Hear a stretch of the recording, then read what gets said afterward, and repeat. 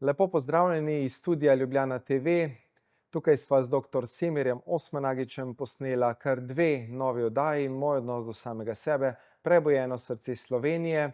Ja, dr. Semir, občutki po snemanju, kaj sva povedala tako, če strneva na kratko, veliko je bilo vseh informacij, ampak na kratko, da nagovoriva naše gledalke in gledalce, da si ogledajo oddajo.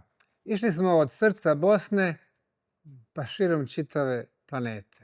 Govorili smo o dalekoj prošlosti, zgodovini, bosanskim piramidama, 30.000 godina i svim njenim aspektima. Nauka, energija, arheologija, ljekovitost, duhovnost, našem prelijepom parku Ravne 2, festivalima, koncertima, pozivima da dođu da nam se pridruže, ali smo govorili o vrlo ozbiljnim izazovima pred kojima je danas čovečanstvo.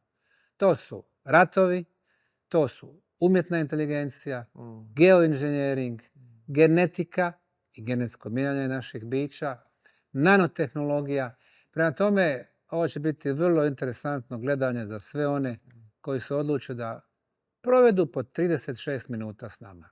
Odlično, odlično je bilo. Hvala, Semir, za obisk v našem studiu. Torej, gledamo se ta ponedeljek. Glejte nas ob 17. na Ljubljana TV in potem na YouTube kanalih. Uživajte.